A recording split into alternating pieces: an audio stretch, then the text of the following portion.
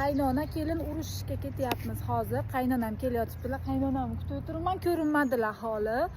Maktab oldidamiz. Yana maktabda problema chiqibdi. Yuxini rosa qiynab o'tiran ekan. Ikkita bo'yi baland o'rtoq emas, sinfdoshi ekan. Qalin o'rtoq edi bular. Keyin urushib qolishdi. Urushib qolib, mana tualetga bekinib yig'lab har kun, hatto obedini ham yemay rosa qiynalgan, stress bilan.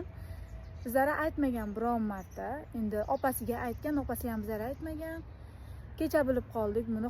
Nervich tetanimdan boshimga og'riq kirdi. Keyin borib sochini bittalab yulib kelmasam ko'nglim joyiga tushmadi. Buni qaynonamga ham aytdim. Qaynonam ham g'irt yoqib tushdi. O'zimga o'xshaydi qaynonam ham.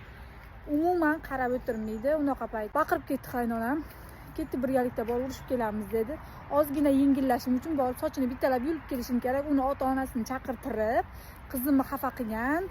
O'sha qizni ota-onasini chaqirtiramiz. Melisaga bo'lsa Melisagacha aytamiz hozir. Chunki juda ham jahlim chiqyapti. Bu juda kichkinagina qizchalar qayerdan oladi shunaqa narsani o'zicha?